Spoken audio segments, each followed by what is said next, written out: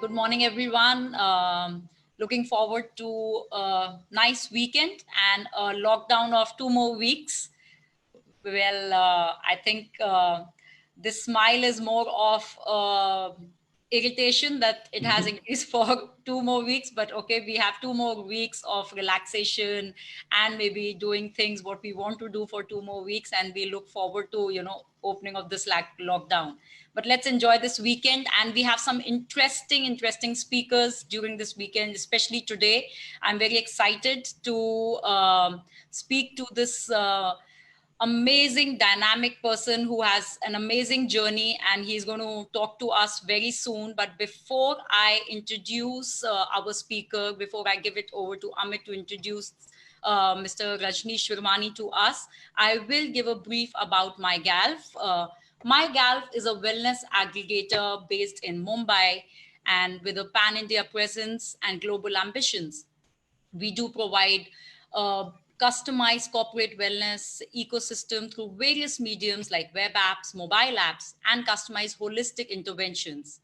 Our holistic interventions include, they cover a vast variety of which are important for accomplishing a holistic uh, viewpoint to wellness, which is physical, mental, emotional, nutritional, financial, social, and environmental aspects, as we believe that all these aspects are interrelated, interdependent, and they do affect each other. GALF has been dealing with various corporate clients from varied industries, and that's why we realize that how important it is for us to throw light on Cxo wellness, especially during this time of COVID. Our speaker for today plays a very important role in the journey of GALF, and I would like Amit to introduce our speaker, and I give it over to Amit. Amit? Thank you, Neha. Thank you. And that was a very good summary about GALF. Yes, absolutely. We are at the forefront helping various companies in dealing with the current crisis, particularly on the employee wellness front. And we are one-stop shop for anything corporate wellness. That said, hello and good morning to all the members of GALF, more so the followers of Rajnish Virmani, his colleagues, his ex-employees, varied companies where he has played the CEO roles. For me personally, it's a deja vu moment. Rajnish and I, we've kind of known each other for 18 years. He practically hired me, 18 years back, and has been mentoring me for the last 18 years. So before even kind of I give my bit of it, I would take this absolute privilege and opportunity to hand it over to Rajnish to give a bit of a thought about a bit of and a story about how his career has spanned over the last 35 years, what has his experience been, and what is that he was going to share with us today. So hi everybody, and good morning or good afternoon or good evening, depending on wherever you are. Look forward to this 45 minutes to an hour's chat. Just a quick introduction. I guess I feel privileged and lucky, and Amit, thank you for those nice words. I feel privileged to have been born in a situation where I've seen the image of India change over the course of the last 3 decades. I remember the first time I was traveling overseas, the image of India was more of a land of snake charmers and elephants and so on and so forth. So from that image to get to a stage where we were the computer center of the world, the IT hub of the world, and then of course the back office of the world. And then the last change, which is currently ongoing, is where we become leaders in the world. We can stand shoulder to shoulder with the leaders of the world and say we are equals, and not any subordinates. I have been a global leader. I see myself as a global leader even today. I just happen to be living in India, but I genuinely see myself as a global leader. Having been at the CEO and CIO and COO positions for about 12 to 15 years, and having had the pleasure and privilege of leading very large teams of over 10 to 15,000 people in India, and globally over 1,000 people from around the world, mostly the Western world, but also Far East Asia and Australia and Japan as well. So that's a little about me. Currently doing my second innings. I call it my second innings as a consultant. So a few years ago, about 7 years ago or so, I gave up my CEO hat and started wearing the consulting hat. And the mission was helping build the next 100 CEOs for corporate India. So that's what I'm doing. Over the course of the last 7 years, I've coached individually one-on-one about 250 plus leaders, mostly at the senior and mid-level of corporations. And I am enjoying this. I'm enjoying this to the hilt. Back to you, Amit. Thank you. Thank you, Rajnish. I'm sure absolutely those 250 people whom you have particularly coached and mentors, they are attached to you for life as much as I am. Just for the audience, nearly about 18 years back when I was in American Express, I was a young budding leader of the organization. I think they used to call it a team leader or team manager at that moment of time. And my desk used to be right opposite Rajnish's desk. And he was a CEO for American Express Global Service Center, and arguably the most sporty CEO who would walk into the office a moment of time. A lot of time he would be kind of, doing the favorite action of throwing a ball, because cricket being is one of his favorite sport other than golf and tennis. So I used to always admire his leadership style because I would never see his cabin closed. It was always open. Howsoever important the call he must have been taking, it was always open. And there's one thing that he always used to tell people is that leadership is all about openness. Leadership is all about how genuinely, how honestly, and how authentically you can connect with people. I was very lucky that as part of the mentorship program, he happened to select me as one of those mentees. And in my very first discussion, I still remember the first two questions he asked me. First one was more of a statement and second was a question. The first statement he said is, Amit, we are entering into a mentoring relationship, but understand that mentoring is for life.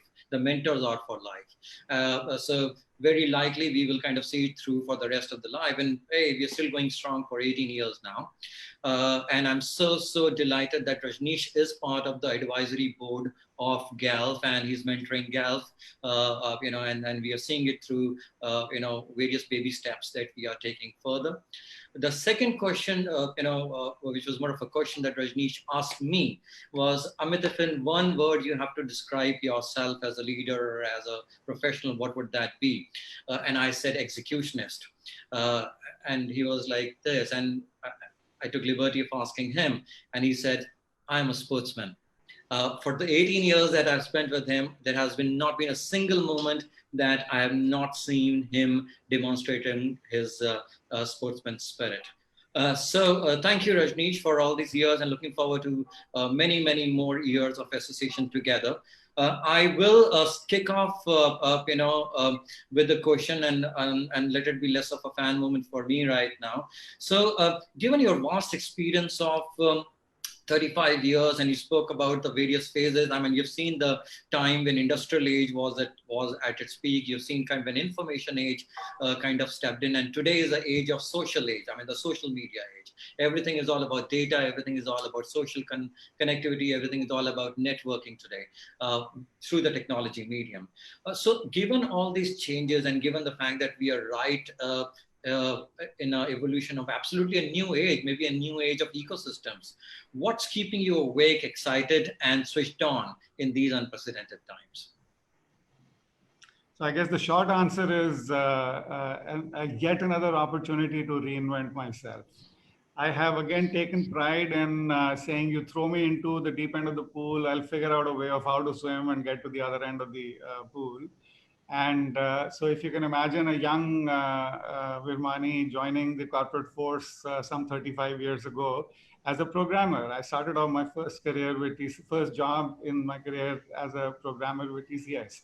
And those days, of course, they were still, I don't want to sound ancient, but those days we were programming on the punch cards and stuff like that on the IBM machines. And from there on to COBOLs and Fortrans of the world, onto a CEO position. Now, my legs used to shake when I was called on a stage to make a talk or anything. But today, I think I've learned all that. So I've reinvented myself. I've repackaged myself all along. and gone from a programmer to a project manager to a team manager and to a CIO and then CEO and CEO level, and handling over 10, 15,000 people. So I was never afraid of taking the plunge. Change management has been pretty, and the only reason was self-confidence to say that I can do this. And maybe we can talk about this later also, Amit, as we talk more and more of GALF. Is that thinking positive and thinking that I can do kind of a, so throw me in the deep. And I switched from a CEO position where suddenly, instead of having thousands of people reporting to you, I'm a loner. I'm a one-man army as a consultant, wearing a consultant's hat. Big change. So I've been through many big changes in my, and this opportunity is actually giving me yet another chance to reinvent myself, where there is hardly any travel for the last whatever. There's no workshops. So how do I convert a workshop into a webinar, for example, if I have to do some leadership coaching? How do I convert the face-to-face one-on-one meeting with the senior executives into a video call and yet be as effective? So those are things, I guess, that one has gone through. But yeah, the biggest part that I'm really enjoying myself right now, not wearing a CEO hat and wearing a consulting hat, is the giving back. I can tell you, it is so beautiful. It is so beautiful. I do my own little CSR piece and mentor about 30 girls who are all employable or just getting ready to be employable through an NGO, of course, Udayan. And these 30 girls are, when they join us, when they are in the 11th standards in school, to when they leave us, when they are in the third, when they just graduated, they really blossom. And it's such a pleasure and privilege seeing these girls blossom out of, they need the opportunity. All they're looking for is the opportunity. They've got sharp minds. So teaching them, grooming them, mentoring them on presentation skills, just employability. How do you go for an interview? What are the kind of questions that they will ask you when you go? Because they have huge aspirations. These girls may be coming in from villages. They have parents who are like maybe an auto rickshaw driver or a construction worker or whatever. But each one of these girls has big dreams in her eyes. Wants to be a doctor. Somebody wants to be a teacher. Somebody wants to be a policewoman, etc., etc., etc. So making sure that we manifest these dreams is such a pleasure, such a pleasure. So personally, I think it's just giving back, whether to the senior and mid-level leaders of the corporates, both small and large corporates I deal with, and or whether giving to these girls through the IM. But it's been a pleasure. Lovely, and that's kind of a handful of a journey, sir. Given the fact that a lot of people in today's world, I mean, I talk to Cxos, they feel disillusioned at a certain stage that, hey, I'm getting up every day, going to the office, leading a large organization. Yes, it gives me, the numbers give me a high, but what really is the purpose of my life is something that they are kind of in quest of. And having said that, you seem to have kind of found that. So I'm sure there is this is an experience that you often talk to Cxos and they make kind of, some kind of value out of it. On that note, sorry. Amit, sorry, before you get on to the second question, there's a little story I can cite here. Sure, absolutely. So, and I'm very fond of stories, I guess. So if this is a story I just recently gave to one of these girls who was facing a lot of challenge in her personal life. So she spoke of saying, "Oh, dekho ye ho gaya," and my family is not able to support things happening around, and so on and so forth. So I gave her what I call the cockroach story. I don't know if Neha and you also have heard of this little cockroach story, where if you visualize, I'm going to a restaurant, a fancy restaurant, and I see a cockroach somewhere in the corner.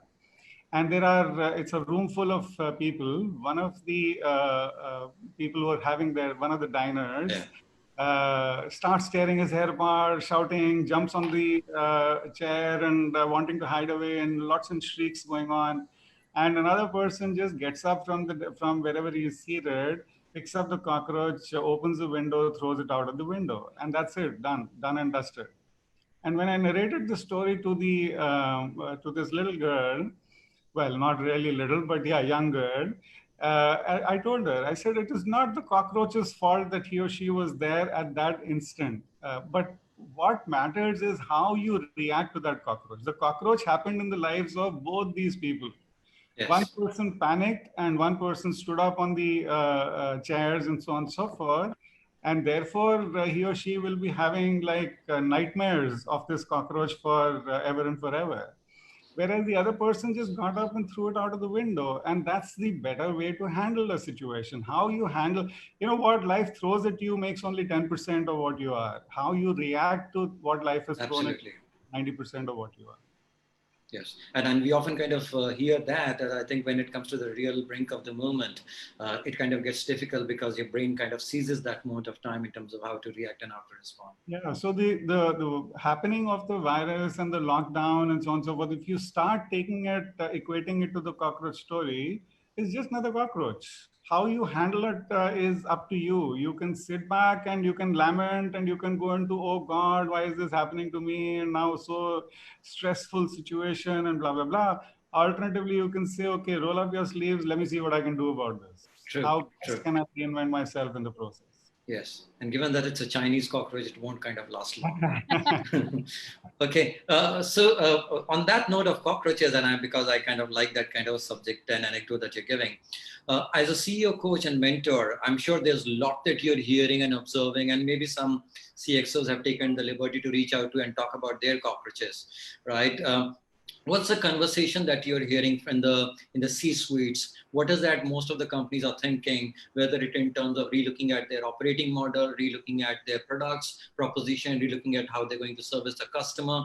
More importantly, what are they thinking and what are they looking from an employee's perspective? Because I mean, once again, the time has proved that employees are your biggest asset. As much as technology is an enabler, your biggest asset is your employees who can stand by you real time to be with your customers. So what are you really hearing, sir? So again, I've been lucky even in my second innings, and I have quite a lot of clients and around, I would say, a whole plethora in terms of different industries, different sizes, and so on and so forth. So while my sweet spot is large multinationals, because that's where I've been most of my life, but today I do mentor quite a lot of CEOs who are like startups and startup companies as well. So they are living in a different world. The large companies are in a different world. And even then, within the large companies, the manufacturing guys are again facing a different challenge. The service guys Yes. are facing a different challenge. So you can imagine that there will be a lot of differences between the way the industries grapple with this. Yes. However, if I were to draw out some themes, I would say that from a smaller company's perspective, the biggest challenge is cash flow.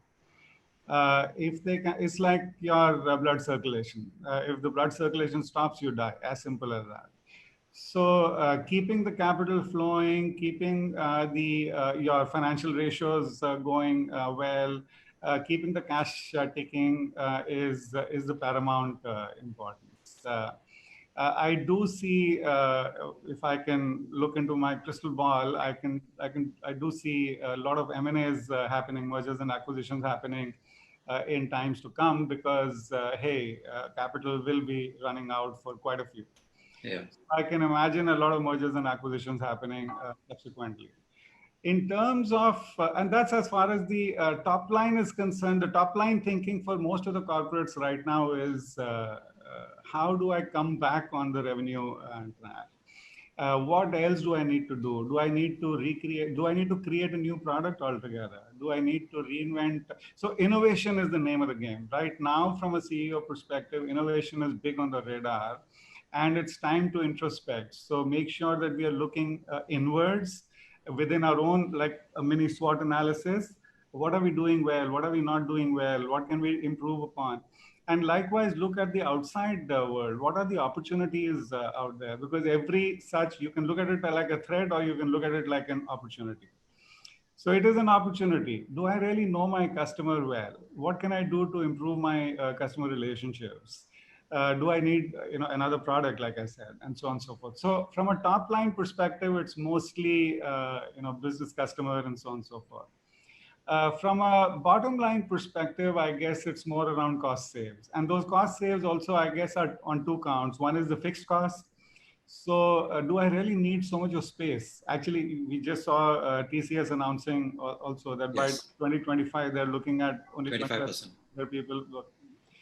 So this question is coming up loud and clear in quite a few of my clients as well, to say, do I really need so much of space? This work from home thing is working and working brilliantly well. So, and by the way, I can, for some of the, I will obviously not reveal the name of the clients nor the actual numbers, but the productivity stayed exactly the same. So while there was some disruption of a day or 2 days or whatever, as people transitioned to working from home, and the leaders always used to believe, oh, I can't trust this employee. What is he going to do when he goes back home? Today, actually, most of the leaders I'm coaching today tell me that they are more busy than when they were at office.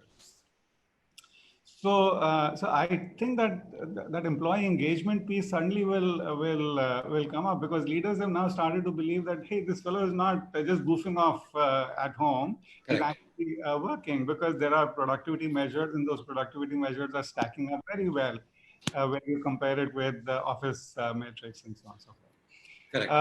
So one is in terms of the rental costs, one is in terms of the employee cost as well. And you raised a point in terms of how our employees going to be treated. Why, in my opinion, and I've always been very employee sensitive right through my career, but I would still say there won't be zero impact on the employees for sure. There has to be some impact, whether it is reduction of fixed salaries and so on and so forth, whether it is some redundancies being declared and so on and so forth. So obviously keeping meritocracy in view, but there will be redundancies around. So it's unnatural to believe that there is going to be no impact on the employees. And I want to call a spade the way it is. On the discretionary spend, however, there's going to be another total relook altogether. Travel and entertainment. Why do I need to? I have done as an executive overseas trip, global trips for 1 day. Why the heck do I need to go for, because from Gurgaon to Noida, I go so often. I'm based in Gurgaon, but I go to Noida so often so 3 hours going and coming for a 1 hour meeting.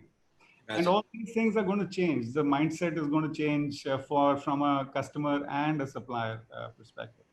And the other thing, which of course so far the consultants have been talking of, but it has not really taken off, which I think now will, is what I would call the gig economy. Where, why do I need to hire 100% of my staff as permanent staff? Maybe I just hire 20% permanent and 30% I keep them, on a project basis. They come to the office, do the gig, and go back. I don't need them on a full-time basis. Why should I pay for their long-term benefits, etc.? True. So those are the kind of thoughts that are going on, both from a top line and a bottom line perspective, both from a manufacturing, of course, how could I miss that? Manufacturing, the supply chain piece, totally revamped. Today I remember in the good old days when I was a CIO, as an IT leader, we used to be talking of a concept called SPOF, SPOF, single point of failure. I cannot have a single point of failure in my entire networking. And likewise, companies are now waking up to the fact that there is too much of over-dependence on one country, China, incidentally, in this case. But there's too much of over-dependence on one supplier or one set of suppliers in a particular geography and so on and so forth. So I think there is a lot of relook that is expected sooner rather than later around the supply chains from a manufacturer's perspective. Absolutely. And I'm glad to get this kind of a summarized view of what Cxos are thinking. Obviously, no one can really put their finger on the future, but at least if there are themes emerging across industry, very likely at least 50 or 60% of them will see the day through. So quickly shifting over to focus on the wellness, and particularly handing it over to Neha. Her favorite topic being emotional and mental wellness. So Neha, over to you, and I know you can kind of get the best out of Rajnish right now since he's in a flow. Yes. So Rajnish, looking especially today's situation where we all are dealing with, as I started also, and I told you that, the smile is maybe because of the irritation of the lockdown being extended. The traditional companies, they have this conservative approach of, you know, handling wellness to the basic things like health or safety, like insurance for their employees. Do you think that mindset is going to change regarding the wellness aspect of employees in the companies? And how will you know, the mental and emotional aspect of wellness will play an important role now, especially when we know everybody is facing a lot of challenges to go through this? Yeah, Neha, thank you. And this is a good question, not only your favorite question, I'd say even my favorite question. And I know GALF is doing a lot where it comes to mental wellness as well. In fact, you have a wellness measure. Now, in growing up in the world of operations, I know whatever gets measured gets done. So if it is not being measured, it is not being done. The fact that you guys thought of creating a measure for wellness itself is a wonderful step forward, and I encourage you, to do that. Does this become part of the overall scorecard of the corporations? It'll take some time. I'll be the first one to acknowledge. I can't imagine it is happening tomorrow. It is already. It'll probably fall to become part of the employee satisfaction scores. It will become part of the employee satisfaction scores, and the employee satisfaction scores are already part of the overall scorecard. So to that extent, it will find its way into the overall metrics of the organization and so on and so forth. But very clearly, it has a linkage to the wellness of the employee. And if the employee is doing well, one thing we learned very early on in my leadership journey at American Express, that leadership is a 360-degree phenomenon. And you lead up, you lead down, you lead out, and you lead in. And if you can't lead in, it starts from leading in. If you can't lead in, if you can't lead yourself, there is zero chance in hell that you can lead the rest of the world as well. So to that extent, the journey starts from leading yourself, leading your, and so on and so forth. And one of the things I'll give you another example. A beautiful example comes to mind. So one of the questions that was raised I was conducting a workshop not very long back, a couple of months back,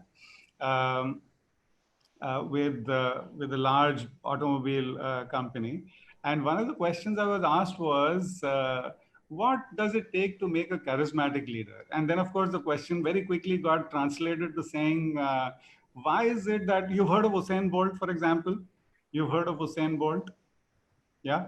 So a sprinter, world-class world record holder, and so on and so forth. So the question that was asked was, why can't I be, and this is a senior leader, by the way, because I'm dealing only with the senior or mid-level leaders. So a senior leader in the organization asked me, why can't I become Usain Bolt? And what do you think my response was? My response was, you've chosen not to be Usain Bolt. If you had chosen at the right stage to become Usain Bolt, I can guarantee you would have become Usain Bolt. So it is our choice as to where we are.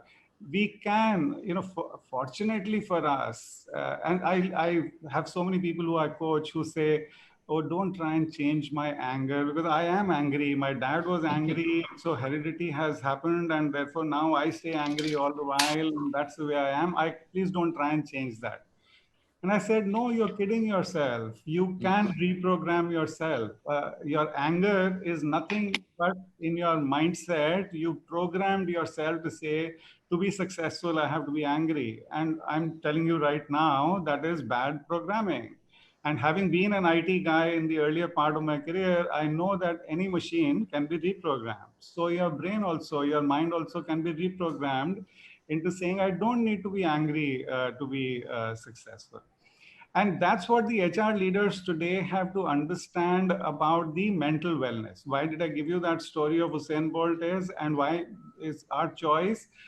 The HR leader, the CEO of the organization has to decide that he wants 1,000 Usain Bolts in the organization. He's not happy with just 1 or 2 or 3 Usain Bolts, world champions. Let him have 1,000 world champions. Actually, he can create 1,000 world champions. Today, if my mission is helping build the next 100 CEOs of corporate India, actually, this is the area that I'm targeting. To reinforce, to reinvigorate the leaders of the organization to say, actually, you and your employees can all be world champions. It's for you to convince yourself to say, I'm capable of, and I want to. The skill is there and the will is there. Because once that initial mindset changes, only then will the stuff change. So this mental, the wellness indicator that you have, the measure that you have, historically, most of the organizations have been doing physical wellness.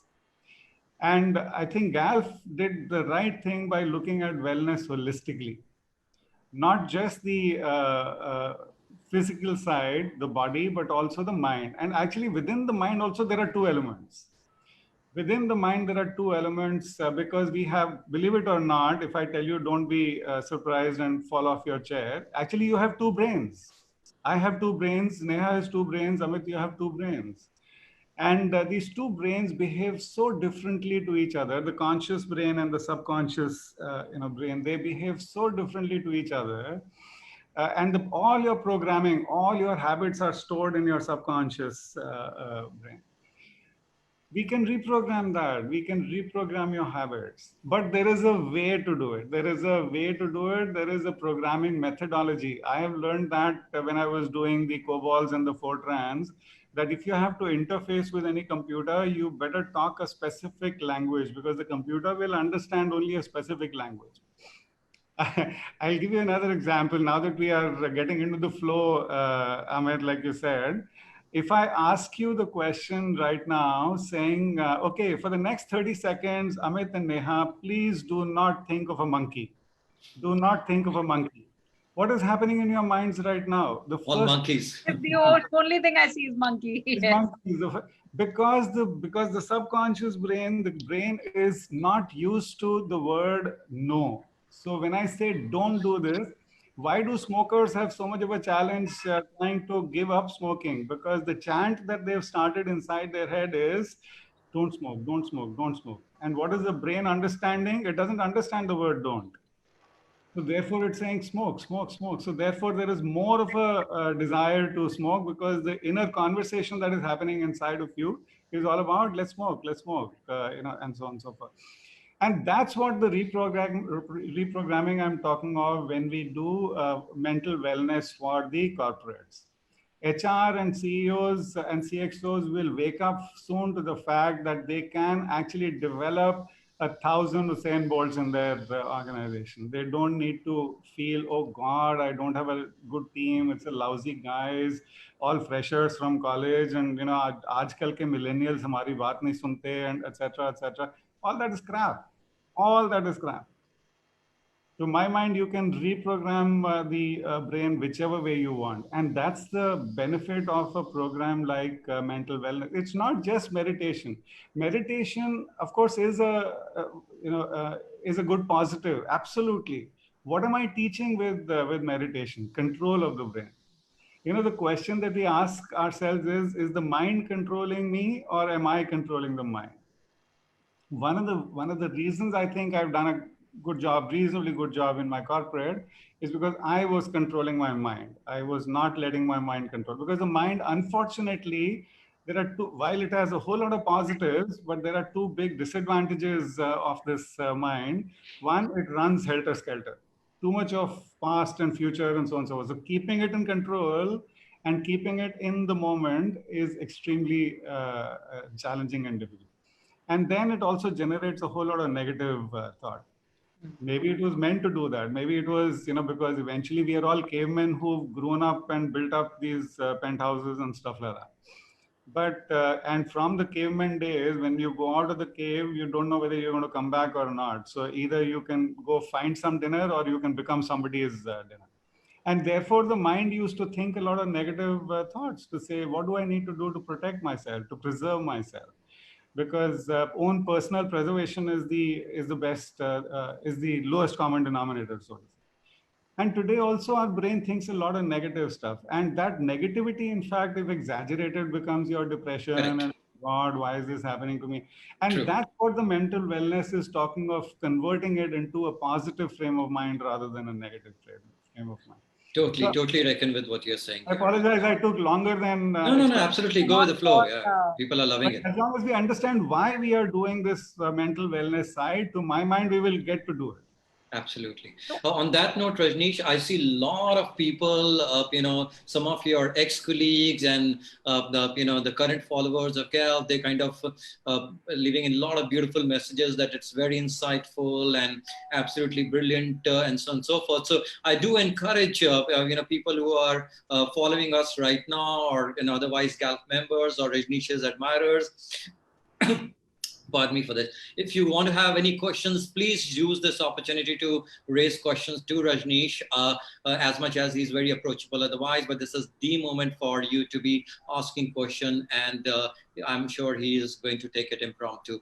On the particular note, Rajnish, you're talking about mental wellness and what is, on the thing that we've done at GALF. One of the things that we always propagate is that how much can we make it a more objective subject? How much can we just not say that mental wellness is all about, go into just a breathing or just go into meditation? How can we kind of just objectify it? And it kind of, having been in the corporate life and, having learned from mentors like you, one of the things that we always say is it is very, very important to understand that in an organization, let's say an organization may be army, an organization could be a corporate. How are people driven mentally, right? They develop a vision, they develop a mission, and they kind of buy people into that picture of a vision and mission, right? And ultimately, then there is symbolic code that is created. It could be in form of a battalion, it could be in form of a national flag, it could be in form of a company logo, and they kind of buy into that symbolic code, and people can lay everything for them. And beyond a point, it becomes so strong a drive that mentally, emotionally, and through all your efforts, you're all driven for that common purpose. Now, switch gear. If that is something that you can build in your own life in terms of your own purpose, mission, and vision, and put a symbolic code to it, and then symbolic code could be that I want to finish a 21K, half marathon, or if I want to possibly do, let's say, certain kind of sit-ups, or I want to do, get into an absolute stage of fitness, then your mind, body, and efforts will subconsciously and consciously get aligned fully to it. And if I may take liberty of giving my own example, as much as I was always fitness aware right through my college and my life, but when I turned 35, I had become absolute obese, around 86 kgs, man, and I could barely do a 1 kilometer run. And one of these days, I went to the hospital to get my blood check done, and long story short, the checks led to a diagnosis of a fatty liver. And then I realized that it is an epidemic which is there across India. I mean, bigger than probably what you have corona. 90% of the world population is suffering from some kind of a fatty liver or a liver kind of a problem. Now, doctors told me that, Amit, we could probably give you a medicine right now. It's not going to help you in long term, but you need to change your lifestyle. And that's when I developed a vision and a mission for myself. And I started seeing myself into a fitter part in terms of 10 kg or 15 kg less, someone who's more athletic, someone who's kind of inspiring people with a transformation. And these are the things, 5 things that I wrote for myself. And that was when I was 35-year-old, 37-year-old, I finished my first half marathon. And I remember when I turned 40, I secured 19th rank in Tata Mumbai Marathon in my age category, which was, I could not have dreamt of even when I was a 20-year-old man that, I could probably finish that fast. So it is very important that kind of, objectifying your, your vision and mission and kind of giving a symbolic, code to it. So I totally agree with what you are saying, Rajnish. So, Amit, one of the things that maybe I'd want to highlight here, it's so easy for people to associate wellness with health, physical health. But I genuinely believe where you are focusing all right, and Neha through GALF is wanting to push is the holistic wellness. Yes. What am I doing to manage my conscious brain? What am I doing to manage my subconscious brain, and so on and so forth? Because that, to my mind, will be and that wellness measure that you spoke of. Because what doesn't get measured doesn't get done. As simple as that. We spend so much of time and effort going to gyms and going to doing our muscle build up and so on and so forth. Ask any of our viewers right now, when was the last time they actually exercised the brain muscle? And what are they doing from a mindfulness perspective? Correct. From a wellness of the mind perspective. And that's the piece which, to my mind, given the pace of the of life, the way it's going right now, has become so fast. And this is the one area that has been ignored. One area that has been ignored. So when I conduct these mindfulness sessions for the people, it is, yeah, sure, I can do a 5 minute or 10 minute or 15 minute meditation, and people will feel decently good at the end of the thing. They'll give me a good rating and good score and so on and so forth. But go back to their workstations with all the stress factors around boss ka mail dena hai, wife ko jawab dena hai, ye karna hai, wo karna hai, and so on and so forth. Everything else is forgotten. So somewhere, once the people understand why they are doing this, then it gets in faster, and that's where I guess I've been scoring a few brownie points, so to say, with people around. Lovely, excellent. So on that note, Rajnish, since you spoke about your conversation with Cxos, C-suite holders, people who are kind of relooking at their company strategy or evaluating the current situation, and you spoke about this in a specific aspect of how individually or as an employee you can kind of look at certain aspects. What do you think companies in India have traditionally? Why do you think companies in India traditionally have taken a very conservative approach to corporate wellness? Specifically, for at least the organization I have worked for, and I found them very, very employee centric. But most of the effort were very centric towards let's have a very strong employee policy around, let's say health and safety, which is building evacuation, making them sure that they are kind of safe within the premise, covering them well in terms of their insurances. Or maybe, and at best, have certain kind of employee engagement initiative. Now come to the holistic wellness aspect of it, which covers mental wellness, emotional wellness, physical wellness. More importantly, in current scenario where people are struggling with their cash flows, not just the companies, but the individuals, financial wellness. And as we get out of these kind of a mess, and the lockdown, we have a responsibility to, and the way the nature has healed itself, towards environmental wellness, and obviously, needless to say, social wellness, how you're contributing towards a society. And its wellness.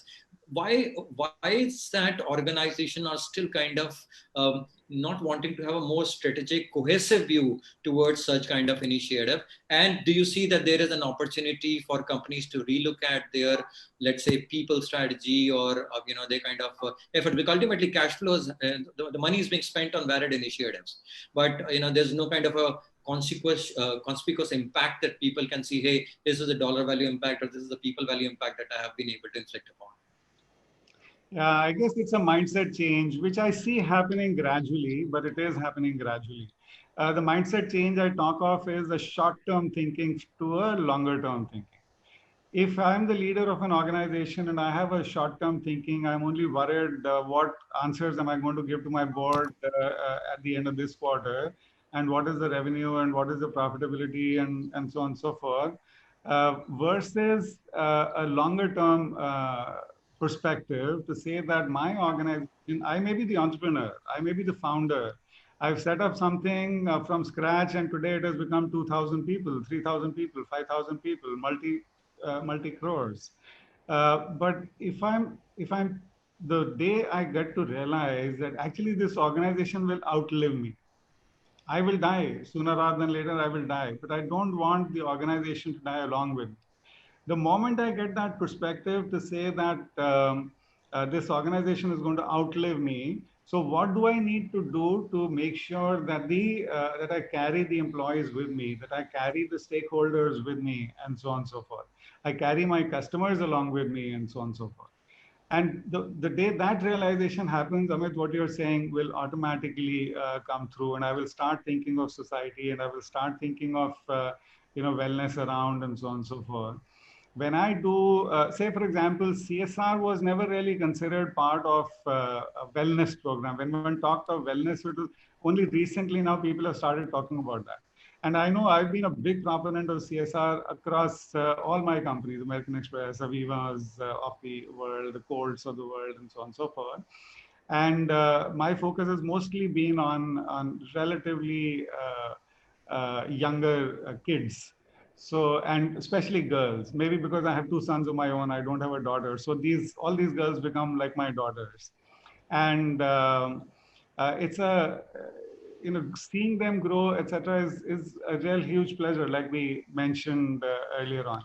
Now, if I go to a nearby village and I take part of, say, I take 50 of my employees who are wanting to do Shram Seva as part of the CSR piece, and not just financial help to any NGO, but take 50 employees, go to a nearby village, clean the place up or whatever. I'm telling you, the buzz that they have at the end of that day is huge. It's Absolutely. huge. Now, is that not part of the employee wellness piece? To my mind, it is. It To my is. because that's your, I mean, your spiritual guys will tell you this is the soul, but anyway, that is a separate ball game altogether. But such things, the act of giving, the act of thanking, the act of gratitude is so beautiful from a subconscious mind perspective. Yes, absolutely. Absolutely. Thank you, Rajnish, for, I think clearly there are pearls of wisdom which are kind of flowing right now. That said, I know Neha is very, very inquisitive to ask a lot more questions. Over to you, Neha. I don't want to steal the thunder out of you. Yes, so I think everything has discussed here has been a great learning for me, Rajnish. Quick one on your being a sportsman and your inclination towards sports, and how you have used your sportsmanship spirit towards your leadership roles you have played in various companies and right now also. Any anecdote you would like to give us, that what you have used from that spirit into your corporate life and what can be used in today's situation? Um, Again, maybe I can make a statement here, which may be pretty provocative, but then anything that is happening in life around you has actually already happened in your mind. Uh, you may or may not believe me, or maybe it takes some minutes to sink in. But if I equate, so I'm playing, let's assume, visualize, I'm playing a game of badminton, and my opponent is Neha, and she's a state level or a country level badminton champion, and so she's beating me hollow. And the score, let's say, is 18-12, and I'm 12. Now, there are two things that can happen in my mind. One is to say, oh God, Neha is so tough, and I don't think I can beat her, and I think she's going to win. It's happened in my head before. 5 minutes later, the scoreboard will reflect 21-12 or 21-13 or whatever that you have won. But it had already happened. That result on the scoreboard came in later in life. It had already happened. I had already given up in my mind. The flip side of the coin, and I've seen this happen so often, that if what's going on in my mind is to say, I've got to win, I've got to win, I've got to win. And if that is the chant that is going on in my head, invariably I turn out, and I have considered myself as a turnaround man.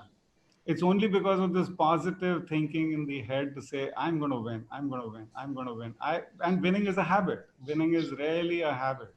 Because if you're thinking like this, then chances are that the scoreboard will reflect 23-21, and I would have won.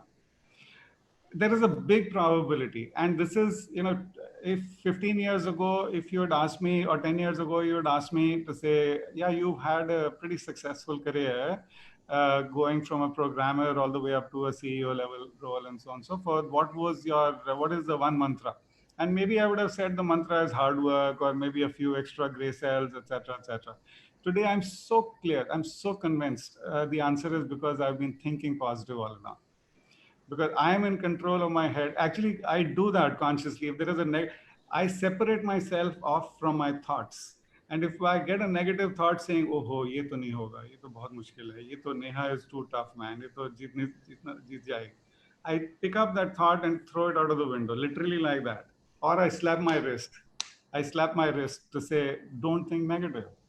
I genuinely believe if you implement that, which I learned from the sports field, it's so easier to reflect on the sports field, right? Because yeah, two different types of thinking. The game is just slipping out of my hands, and yet there can be two different results altogether based on how I'm thinking.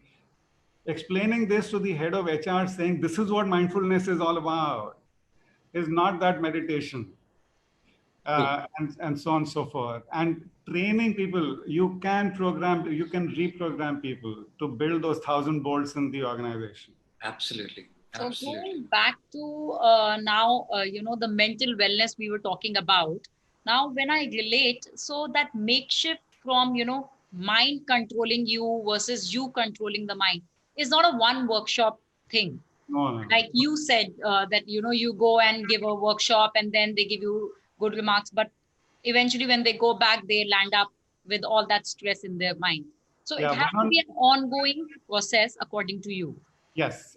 So most of my coaching sessions that I get or intervention sessions are 6 months to 9 months to 12 months in tenure.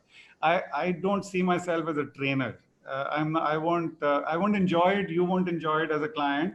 If I come to you, give a spiel on a topic, which I can, but I know it will be no fun. You can get 1,000 other trainers in the marketplace for much more economical rates. But the benefit you will get, I guess, with somebody like me is the ongoing, is the actual transformation of the head, the transformation of the way of thinking of the individual, which is what mindfulness is all about. I've written a little book also, which I can share. This Sure, is The next thing absolutely. I wanted to talk what you about. can lead. And this book is all about young leaders, first-time leaders, where initially I targeted at it for my own kids. And because I realized very early on in life that what messages I was giving to my managers reporting to me, to about 50 to 100 managers in my team, um, was about the same as I was giving to my kids at home. So therefore, this book came about saying, why don't I publish these 10 or 15 messages, which is like really a nichode of the entire life's learning. So they are like the real pearls of wisdom. I'm sure people would like to tap into. Is this something which is available for people to purchase if should in case they want and are not able to attend any of your live sessions, Rajnish? No, it should be available on yeah, electronic medium. Yes. All right. Okay. So probably I'll probably link paste with you separately and ensure that kind of link is available on MyGALF for people, just in case if anyone is interested in knowing. But as a summation, if there is anything that you have to, you spoke about so much. If there's something as a summary that you want to talk about on you can lead your book, or what is that it would leave people as an aftertaste of? Possibly one message that we haven't spoken of, which I think is an important exercise, especially for Cxos or budding Cxos, people who are wanting to get to that position, is the importance of building professional networking. I think that's the one piece we did not speak of, which when I conduct a whole lot of these leadership workshops, it comes up quite regularly. Because eventually our jobs as leaders stops becoming just a basic technical job, which is what is required probably when you're young and in the front line. But as you get to the middle management and senior management roles, it's not really a technical job. It's more a networking with the people around. Now, programmer, I couldn't understand. As a programmer, I couldn't understand. What do you mean relationships? You give me a job, you have a problem, I'll create a program, I'll solve that, and that's it, over and out. It's only when I was halfway through my career that I realized that my role is more and more now an influencing role. And if I have to influence somebody, I have to build up relationships with the individual. And that's, I think, one thing which we did not speak of during this entire exercise. So I thought maybe I can introduce that also, because all we've done really in this quick 45 minutes to 1 hour is really given out 4 or 5 thought-provoking messages. And now it's up to us. Maybe even 1 or 2 out of these messages, if it gets into you and there is a fire in the belly to say, "Ha, ye karna hai. Let's do something like this. Let's try this out." That's good enough. As far as I'm concerned, that's probably the best utilization of the hour. Does that Absolutely. make sense? Yes, it does. So, Rajnish, I'm just conscious that I just have 6 minutes left, and I'm being very, very greedy to get the most out of those 6 minutes of yours because you have a lot of consultancy assignments after that. So, while we're talking right now, and I can go through the stream of people who are watching, there are a lot of young entrepreneurs who have had a past corporate life experience as a CXO. They turned into entrepreneurs. And you're running your life as a CXO at a certain moment of time and switch gear. The moment you turn into an entrepreneur, you realize that what a kind of a shallow life sometimes you were living, because here, you become an absolute risk taker and you're not protected by any kind of a, traditional ecosystem. You have to grow your own ecosystem. You take risk in that.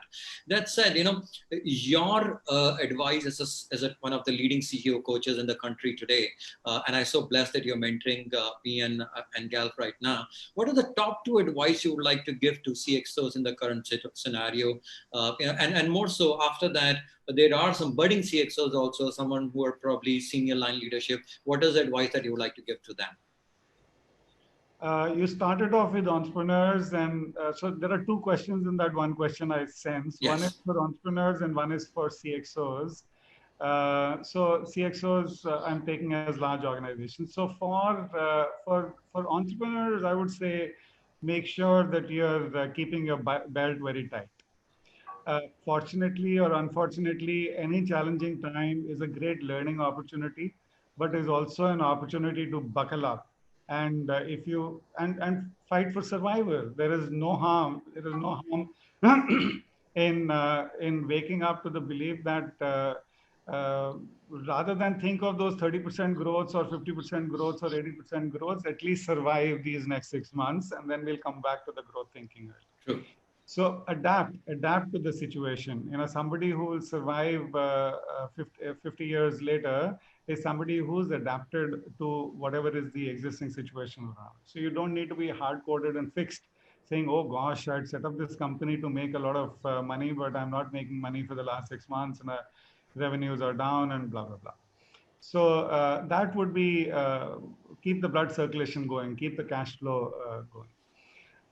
From a CXO perspective, running a large organization, I would say this is a great time to introspect and reflect back on who is my customer? Do I really know my customer?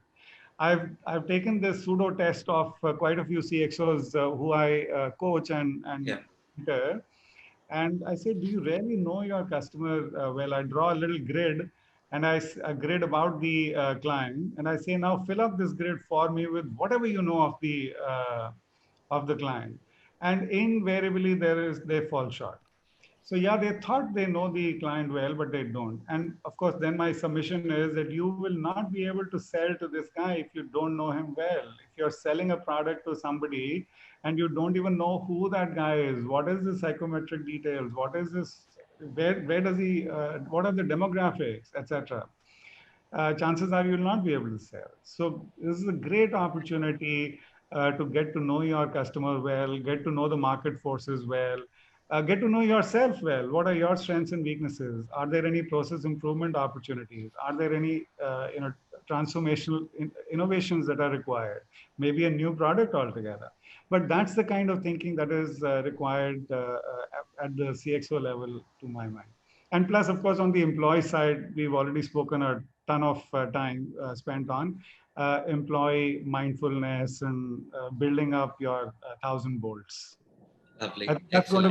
That's going to be the catchword for this 1 hour. Absolutely, absolutely. 1,000-bolt organization. Yeah, 1,000-bolt organization. I'm going to probably rename this session of yours to 1,000-bolt organization now.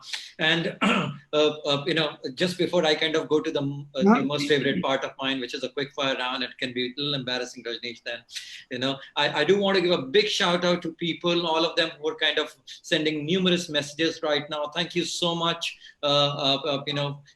Suman, Rohini, Vikas, a lot more people who kind of sent messages. Ashutosh, thank you so much for flowing in this message. If all of you people who are watching, if you want to have one more session with Rajnish, give a big shout out. At the same time, if any of your organizations, want to benefit out of it, please do drop a note. Rajnish is as much on the panel of GALF and would love to organize sessions for you individually. So Neha, with your kind permission, if I can quickly go to the most favorite part, which is a quick fire round. All yours, waiting for it. All right, Rajnish. Now, the other aspect of Rajnish, which not many people probably know, and he doesn't like talking much about it, is that he's also a foodie. So, Rajnish, what is one specific dish that you are really, really gorging on, or maybe you've tried, cooking it yourself during this lockdown? Well, my son is in the kitchen quite a lot nowadays. He's enjoying cooking, and I'm enjoying eating his cooking. So yeah, and he prepares lots and lots of new dishes. But from the well-known dishes, I'm enjoying just simple, plain and simple South Indian idlis and dosas and so on. Wow. So I love that piece. Lovely. And in the sequence of 1, 2, and 3, which is one sport that you really want to go out quickly and play the moment lockdown is over? Is it tennis, golf, or cricket? Golf, without Golf, a. yeah. I can sense you flying into the suburbs of Mumbai and probably playing golf in one of the scenic golf courses. And I would love to join next time you're over here, sir. Absolutely, that will be my delight to do that. Is there anything that you want to leave our members today as an afterthought with, or something that as a leaving message? Unless until Neha, if you have any specific question more than this right now. No, I think all the questions have been answered quite well. And as I always say, today's session was again a very, very insightful and a learning experience for me. So thank you, Rajnish. Thank you so much and especially my take home today will be the makeshift from mind control to control mind, for sure. Lovely. So what do you say? Any parting note for our members? I guess the last thing, connecting it back to GALF and the initiatives that GALF is taking, the importance that we should be giving to mindfulness is still not there in the corporate world. I think because we don't understand it well enough. We understand the gym very well. There's a lot of money being spent on creating more and more and more gyms, and that's more visible. But the corporate world has not yet given enough importance to mindfulness, and I think the time is here and now.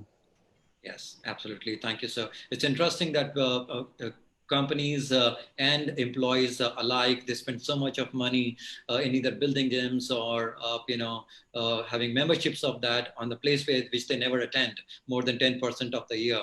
And there's an opportunity for complete transformation through mind and emotions. That's something that we can invest on. So thank you so much for your pearls of wisdom, Rajnish, and thank you so much for taking your time to share your thoughts with us. Absolute delight, sir. Thank you. My pleasure. Thank you, Rajnish. Thank you.